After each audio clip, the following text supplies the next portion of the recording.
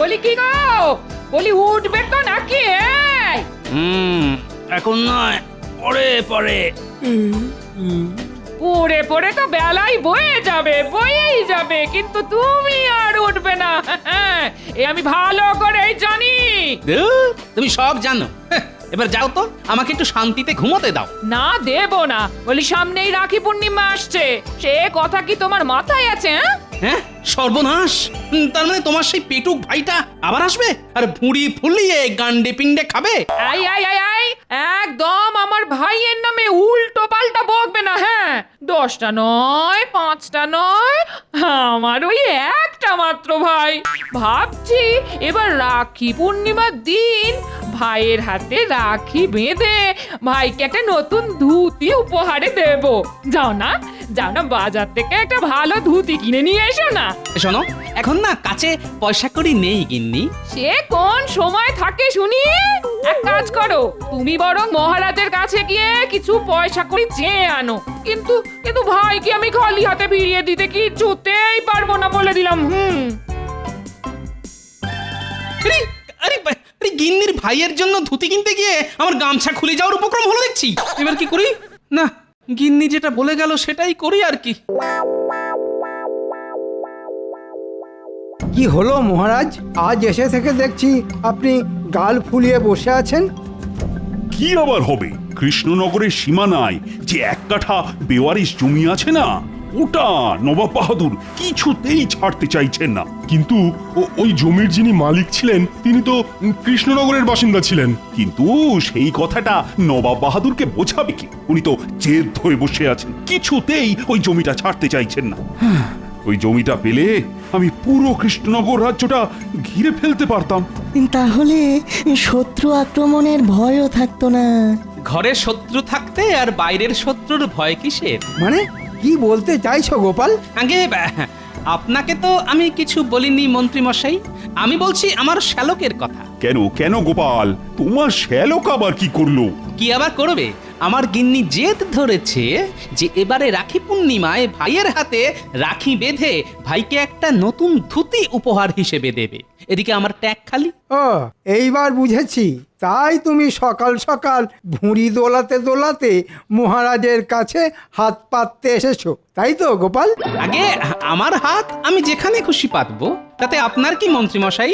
গোপাল, এখন আমি কিন্তু তোমাকে কোনো টাকা পয়সা দিতে পারবো না। এমনিতেই আমার মাথায় হাজার হাজার চিন্তা, এত কিছুর মাঝখানে আর টাকা টাকা করো না তো। আপনি বুঝতে পারছেন না মহারাজ, আজ আমার গিন্নির ভাইয়ের জন্য নতুন ধুতি কিনে নিয়ে না গেলে আমাকে খালি পেটে ঘুমোতে হবে। আপনি আমার গিন্নিকে চেনেন না মহারাজ, আমাকে বাঁচান মহারাজ। আর তুমিও নবাব বাহাদুরকে চেনো না গোপাল।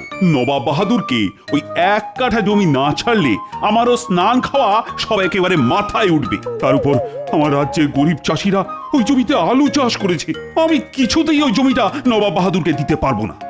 আগে গোপাল যখন আছে তখন আপনি কোনো চিন্তা করবেন না মহারাজ।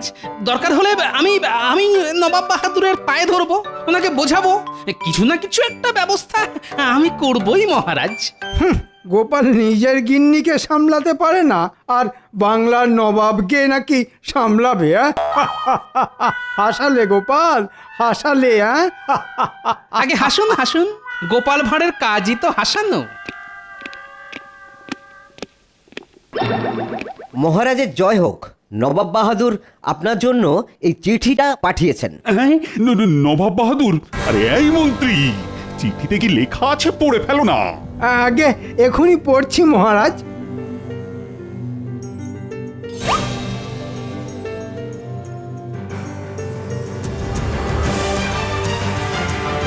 সর্বনাশ, নবাব বাহাদুর লিখেছেন আগামী পূর্ণিমার মধ্যে কৃষ্ণনগরের সীমানায় যে 1 কাঠা জমি আছে ওটা ওনার নামে লিখে না দিলে উনি আপনাকে বিরিয়ানির হাঁড়ির মধ্যে ঢুকিয়ে সেদ্ধ করে দেবেন। সর্বনাশ, যেটার ভয় পাচ্ছিলাম সেটাই হলো দেখছি। এই এবার কি হবে গো? যে করেই হোক মহারাজকে এই বিপদ থেকে উদ্ধার করতেই হবে। মহারাজ খুশি হলে আমার ট্যাগ আবার ভরে যাবে। মহারাজ খুশি, গিন্নিও খুশি, আর আমার শান্তি। মহারাজ, আর কোনো উপায় নেই। আপনি বরং জমিটা ছেড়ে দিন। না মহারাজ, তার আগে আমি একবার আমাদের নবাব বাহাদুরের সঙ্গে কথা বলতে চাই। নবাব বাহাদুর যা এক গুঁয়ে লোক, ওনাকে বুঝিয়ে রাজি করানো আর ওই হাতিকে আলোয়ান পরানো একই ব্যাপার। আর গোপাল ভাঁড়ও কম যায় না রাজবৈদ্য। বেশ বেশ, তাই হবে। আমরা তাহলে কালই সকাল সকাল রওনা দেব।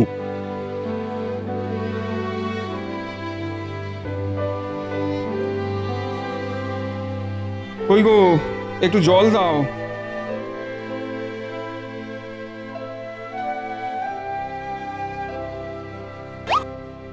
এবার আলু চাষ কেমন হচ্ছে গো? দুটো পয়সা কড়ির মুখ দেখতে পাবো তো? চাষ তো ভালোই হচ্ছে, আলুর ফলনও ভালোই হবে আশা করি, কিন্তু জমিটা কতদিন থাকবে সেই হলো চিন্তার বিষয়। কেন কেন? মহারাজ তো নিজে তোমাকে অনুমতি দিয়েছে ওই জমিতে চাষ করার। সে হলেও ওই জমিটা নিয়ে মহারাজ আর নবাব বাহাদুরের মধ্যে অনেক দিন ধরেই টানাটানি চলছে। এই তো কদিন আগেও নবাব বাহাদুর লোক পাঠিয়েছিলেন জমিটা কি অবস্থায় আছে সেটা দেখার জন্যে। ওই জমিটা চলে গেলে আমাদের যে পথে বসতে হবে। হায় হায় হায় হায় ভগবান, আমাদের দিকে একটু মুখ তুলে তাকাও।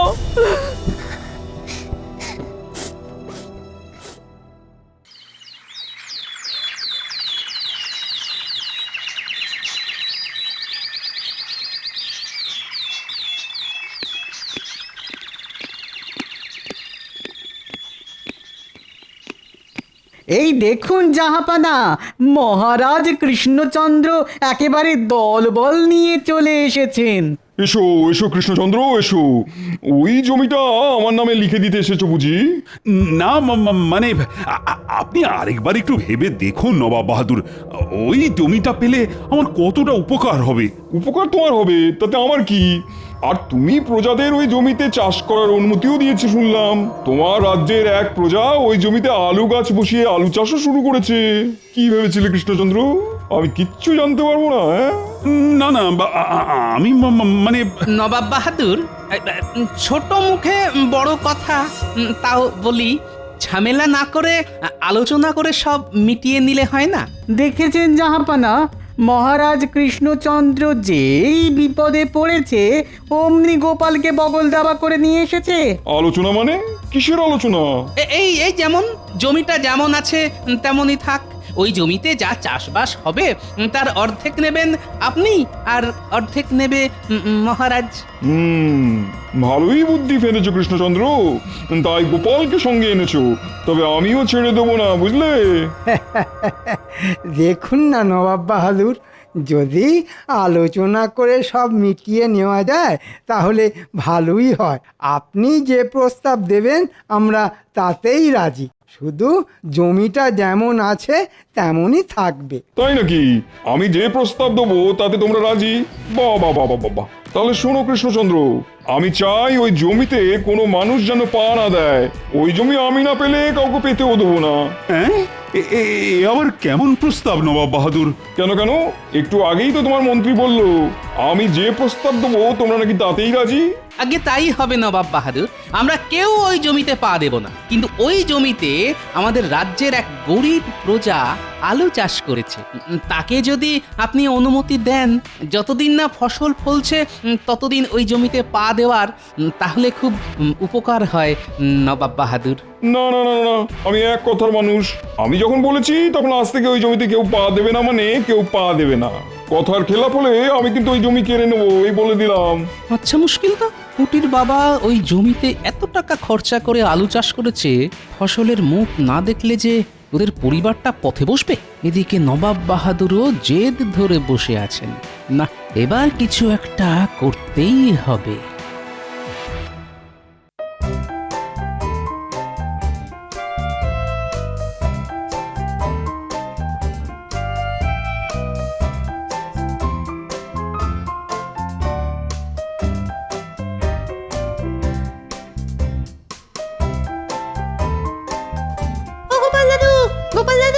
এই তোদের গোপাল দাদু বাড়িতে নেই।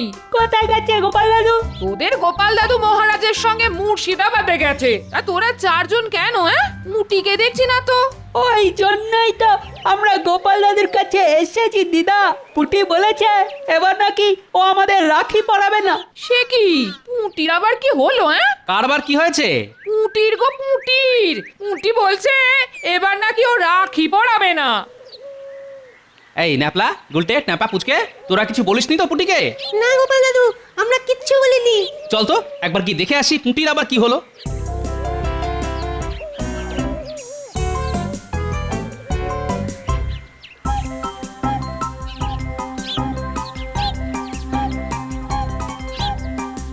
পুটি, এই পুটি, পুটি,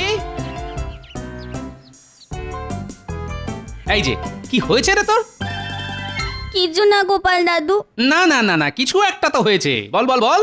জানো তো গোপাল দাদু, এবার আলু চাষ কেমন হচ্ছে গো? দুটো পয়সা কড়ির মুখ দেখতে পাবো তো? চাষ তো ভালোই হচ্ছে, আলুর ফলনও ভালোই হবে আশা করি, কিন্তু জমিটা কতদিন থাকবে সেই হলো চিন্তার বিষয়। ওই জমিটা নিয়ে মহারাজ আর নবাব বাহাদুরের মধ্যে অনেক দিন ধরেই টানাটানি চলছে। ওই জমিটা চলে গেলে আমাদের যে পথে বসতে হবে। হায় হায় হায় হায়। তাহলে এই ব্যাপার। আমরা খুব গরিব গোপাল দাদু, আর রাখি পরালে ভাইদের উপহার কিনে দিতে হয়, কিন্তু উপহার কিনতে গেলেও তো পয়সা দরকার হয়। তাই তুই কাউকে রাখি পড়াবি না বলেছিস, তাই তো? হ্যাঁ গোপাল দাদু। পাগলি মেয়ে একটা। শোন, তুই কোনো চিন্তা করিস না পুটি, তোদের গোপাল দাদু বেঁচে থাকতে তোদের কোনো আনন্দই মাটি হবে না।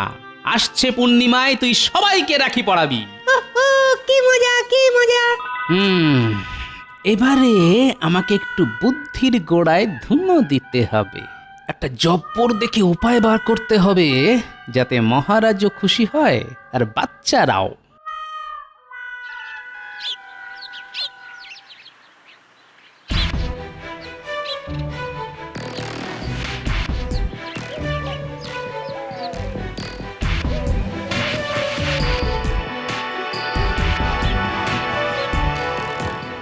এই ওঠো ওঠো, এই জমি থেকে ওঠো। কেন উঠবো কেন?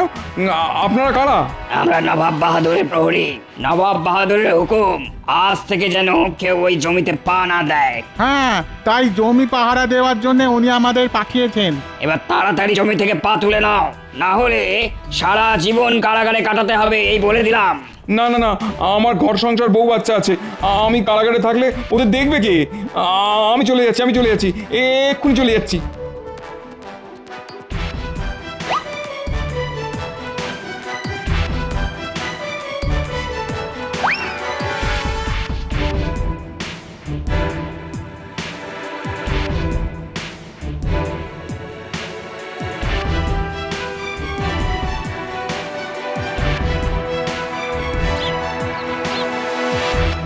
মহারাজ।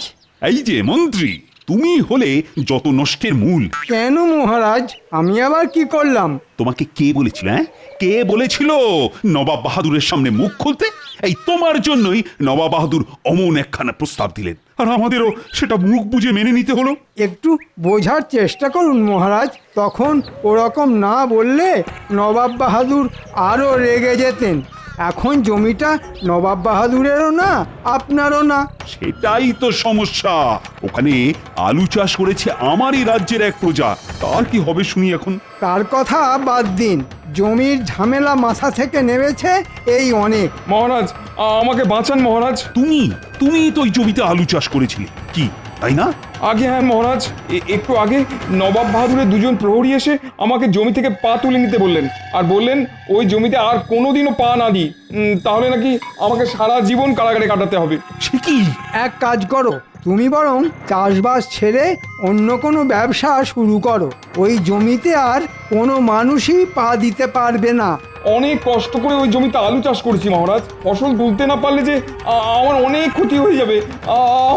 আমাকে সাহায্য করুন মহারাজ, আমার বউ ছেলে মেয়ে না খেতে পেয়ে মরে যাবে। গোপাল ভাঁড় বেঁচে থাকতে সেটা হবে না পুটির বাবা। গোপাল? ওহ, তুমি আবার কি করবে? দেখুন না শুধু কি করি। পুটির বাবা, বল গোপাল দাদা।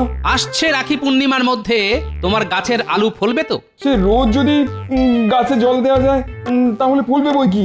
বেশ, তুমি রোজ তোমার চাষ করা আলু গাছে জল দেবে, কিন্তু পাশের জমিতে দাঁড়িয়ে ছুঁড়ে ছুঁড়ে ভুলেও ওই জমিতে পা দেবে না। তারপর বাকি কাজটা গোপাল করবে। এই গোপাল, এই কি চলছে বলো তো তোমার মাথায়? বুদ্ধি মহারাজ, বুদ্ধি। আমি ঠিক ওই জমির আলু বার করে আনবো, তাও জমিতে পা না দিয়ে। সত্যি?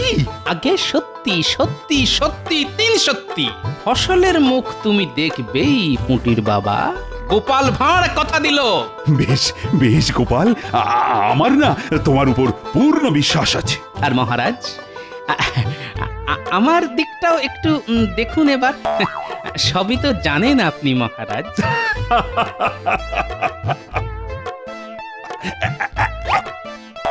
এই না, এই না, এটা দিয়ে আপাতত কাজ চালাও, বাকিটা দেব কাজ হওয়ার পর। ধন্যবাদ মহারাজ। এটা দিয়ে গিন্নির ভাইয়ের জন্য নতুন ধুতি কিনে আপাতত গিন্নির মুখ বন্ধ করি, তারপর নবাবের মুখ বন্ধ করব রাখি পূর্ণিমার দিন। চলি মহারাজ। আপনি আবার গোপালের ফাঁদে পা দিলেন মহারাজ। গোপাল ওসব কিচ্ছু করবে না, ও আপনাকে বোকা বানিয়ে মোহন নিয়ে গেল। চুপ কর তো মন্ত্রী, বেশি বকবক করলে না তোমাকে ওই জমিতে ছেড়ে দিয়ে আসবো। তারপর নবাব বাহাদুর তোমার 2 ঠ্যাং খুলে যখন হাতে দিয়ে দেবেন তখন বুঝবে ঠেলা। ওরে বাবারে, না না না না না, আমি আর কিচ্ছু বলবো না।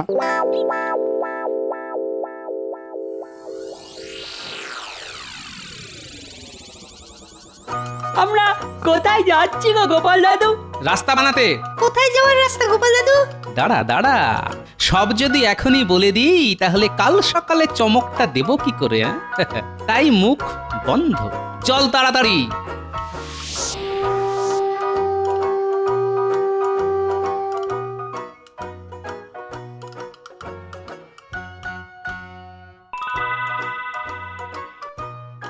এই যে পুটির বাবা, তাড়াতাড়ি চলে এসো, আলু তুলতে যেতে হবে তো।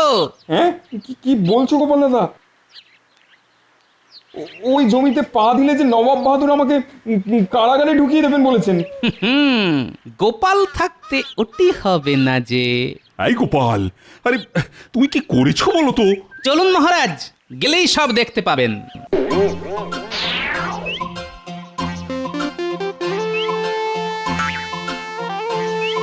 ওই দেখুন মহারাজ, নবাবের 2 প্রহরী দাঁড়িয়ে জমি পাহারা দিচ্ছে।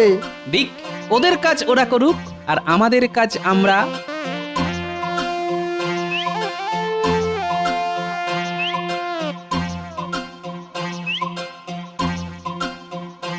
এটা কি গোপাল দাদা? এটা হলো সুড়ঙ্গের মুখ। এই রাস্তা ধরে গেলে সুড়ঙ্গ তোমাকে নিয়ে যাবে ওই জমির নিচে, যে জমিতে তুমি আলু চাষ করেছো। আর আমরা সবাই জানি আলু হয় মাটির নিচে, তার ফলে তোমাকে আর ওই জমিতে পা দিয়ে ফসল বার করতে হবে না পুটির বাবা। তুমি এই সুড়ঙ্গ ধরে গেলেই ফসল পাবে। তাই নাকি? তবে আমি এক্ষুনি যাচ্ছি গোপাল দাদা। বাহ গোপাল, বাহ, দারুণ বুদ্ধি তো। গোপাল ভাঁড়ের বুদ্ধি দারুণ না হয়ে উপায় আছে মহারাজ। সত্যি তো, ইস, এই বুদ্ধিটা আমার মাথায় এলো না কেন? আগে সারাদিন কি করে চুরি করা যায় সেই চিন্তা মাথায় ঘুরলে ভালো চিন্তা আসবে কি করে মন্ত্রী মশাই?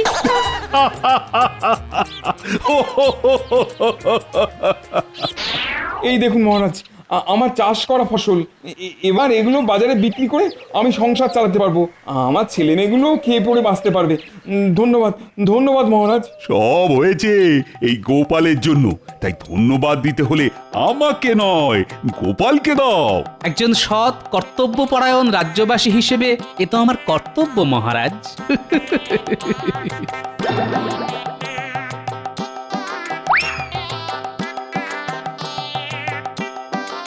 তাহলে এক কাজ করো, আজ তো রাখি পূর্ণিমা, তোমরা সবাই রাজবাড়িতে চলে এসো। আজ এই শুভ দিনে আমরা একসঙ্গে খাওয়া দাওয়া করব। কি খাবো মহারাজ? কেন, লুচি আর ওই জমির আলু। আমি নিজে দাম দিয়ে কিনবো ওই জমির আলু। কি আমাকে বিক্রি করবে তো? কি যে বলেন মহারাজ, অবশ্যই অবশ্যই করব। কি কৃষ্ণচন্দ্র এত বড় সাহস! এই উজি, ঘোড়া বের করো, আমি এক্ষুনি কৃষ্ণনগরে যাব।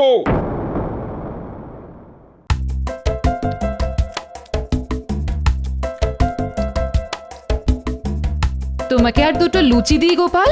দুটো কেন, যে কটা হাতে ওঠে সে কটাই দিন। এই কৃষ্ণচন্দ্র, তোমার এত বড় সাহস, তুমি আমার বারণ সত্ত্বেও ওই জমির ফসল বার করলে?